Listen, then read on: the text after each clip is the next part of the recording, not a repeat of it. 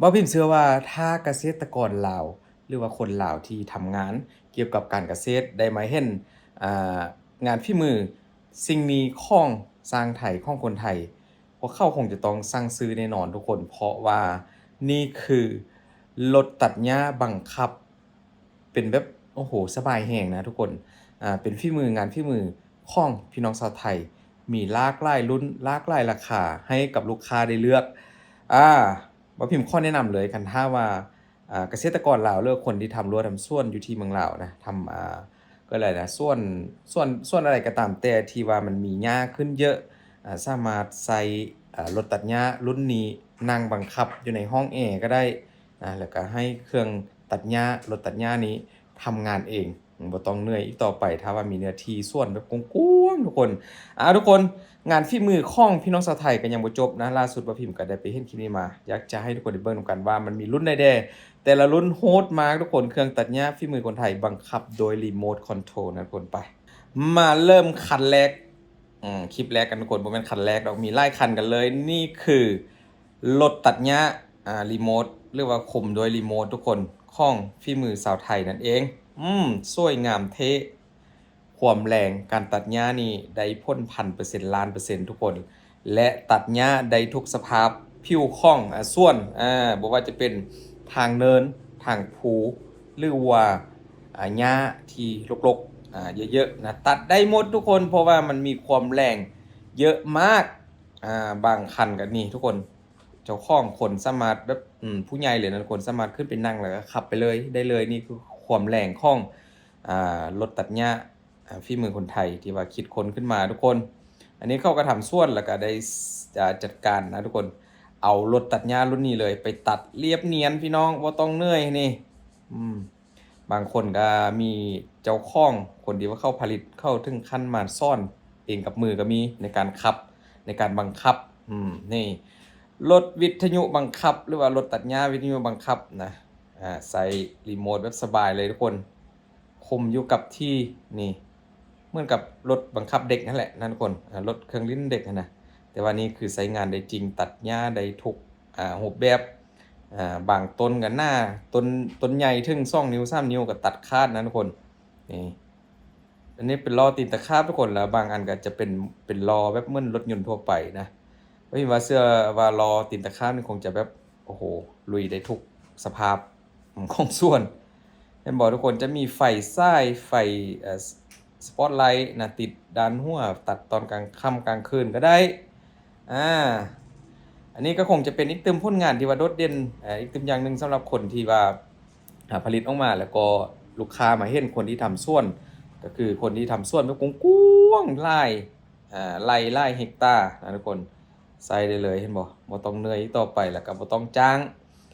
คนมาตัดให้เสียเบียเสียตังค์ไล่เยอะเยอะไล่ครั้ง เพียงแค่ลงทุนซื้อรถไฟฟ้าหลายๆรุ่นนี่แหละบ่แม่นรถไฟฟ้าทุกคนอะไรวะสับสนไปหมดรถตัดหญ้าบังคับโดยรีโมตเนี่ยทุกคนนี่บ่แม่นคันน้อยๆนะทุกคนขึ้นไปนั่งได้เลยแต่ละคันก็ถือว่าตัดแต่ละรอบก็คงจะได้เป็นเมตรไปแหละนะเมตรครึ่งเมตรเป็นเมตรประมาณเมตรครึ่งนี่แหละที่พ่อพิมพ์ดูเพราะว่าคันใหญ่ทุกคนนี่ลุยได้หมดหญ้าจะรกจะเยอะขนาดไหนทุกคนตัดไป อ่านี่คือสิ่งที่เมืองไทยคนไทยเขาคิดค้นผลิตออกมาให้กับเกษตรกรไทยได้ใช้แบบทำรั้วทำสวนบ่ต้องเหนื่อยนี่สามารถยกได้หมดทุกคนมาดูรุ่นต่อมาทุกคนรุ่นนี้พอพิมพ์ซ้อมแฮงโคตรเท่ทุกคนเห็นบ่ลุยได้หมดเลยต้นไม้ใหญ่ทุกคนตัดหมดเห็นบ่ซ้ำนิ้วโปรนิ้วซีตัดได้หมดความแรงเวลาลงโคนลงอะไรโอ้โหลุยไปหมดเลยทุกคนอืม เดี๋ยวว่าพิมพ์จะขอบอกราคาทุกคนว่าพิมพ์ไปแอปดูราคามาแล้วบางรุ่นเริ่มต้นราคานี่ก็บ่ได้ธรรมดานะทุกคน ราคาหลัก80,000ขึ้นทุกคน80,000กว่าบาทประมาณ85,000ขึ้นก็มีแล้วแต่สภาพคือรุ่นนี้ก็อาจจะอยู่ที่ประมาณแสนกว่าบาททุกคนโอ้โหก็ถือว่าซื้อเทื่อเดียวลงทุนเทื่อเดียวก็คุ้มเลยนะใช้ได้ไปตลอดก็บอกว่าวิธีการบำรุงรักษาก็บ่ได้ยุ่งยากหยังเลยผู้ใช้หรือว่าเจ้าของนี่ว่าซื้อไป ก็จะสามารถดูแลได้เอง เครื่องอะไรก็มีครบให้ถ้าว่าอะไรพังอะไรเพเสียหายก็สามารถสั่งได้จากเจ้าของที่เข้าผลิตนะทุกคนเห็นบ่เหมือนกับรถข ของพี่ๆทหารเลยนะทุกคนที่ใช้ในการปฏิบัติหน้าที่แต่นี่คือรถตัดหญ้ารีโมทคอนโทรลนะเป็นรถบังคับโดยปลายนิ้วของเราสะดวกสบายเออเดี๋ยว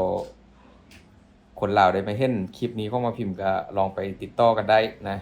เขียนเข้าไปว่ารถตัดหญ้าบังคับมันก็จะขึ้นมาเยอะเลยก็ติดต่อกับสร้างไทยได้คนนี้เข้าผลิตค่ายสร้างค่ายเอามาใส่ที่ลาวก็คงจะเป็นสิ่งแปลกใหม่อีกแล้วคือเศร้าลาวคลิปว่าพิมพ์เอามาให้ดูแหละนะก็ซื้อรถไทยรถอีแตนแตงซิ่งทุกคนมาใส่นี่เวลาขึ้นทุกคนใหญ่แค่ไหนดูเอานะเต็มท้ายรถกระบะ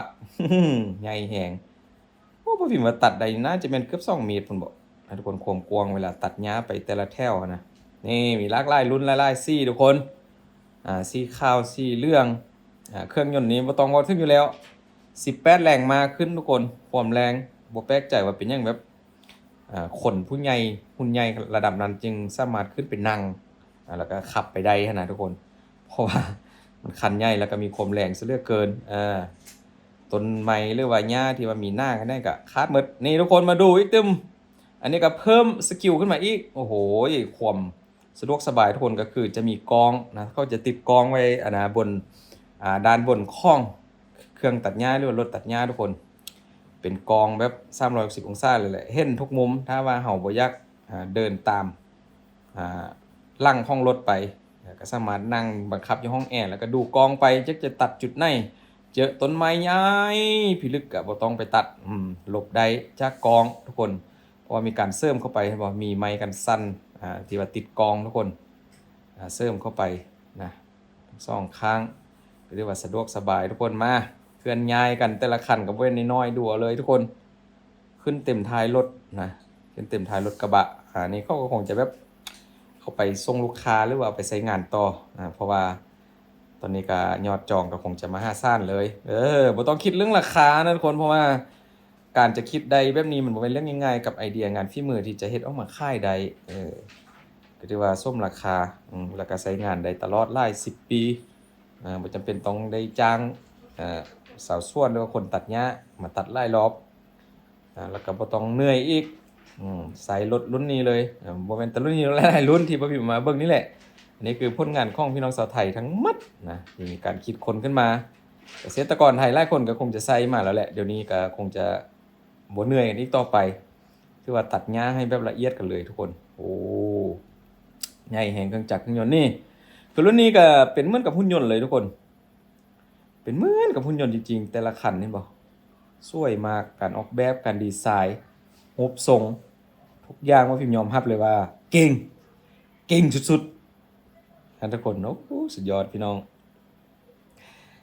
นี่แหละก็ลองศึกษาเบิ่งทุกคนแล้วก็ติดต่อกับเจ้าของเขาเบิ่งว่าคือว่าซองพิมพ์ซองทางว่าพิมพ์บอกนั่นแหละเขียนเข้าไปว่ารถตัดหญ้าบังคับก็จะขึ้นมาเยอะเลยแล้วก็ซอกเอาอยากได้รุ่นได้ยี่ห้อได้ข้องไข่ผลิตข้องไข่สร้างก็เป็นสร้างไทยทั้งหมดนั่นแหละลองเอามาใส่กันเบิ่งนะราคาคือว่าพิมพ์บอกก็จะเห็นเริ่มต้นอยู่ที่ประมาณ 80,000 นะทุกคนโอเคทุกคนประมาณนี้กับคลิปใหม่ๆข่าวใหม่ๆนะอัปเดตให้ทุกคนได้เบิ่งนะทุกคนขอบคุณหลายๆทุกคนรักษาสุขภาพกันเด้อมันร้อนซะเหลือเกินเดี๋ยวนี้อากาศร้อนพี่น้องนะโชคดีทุกคนบ๊ายบาย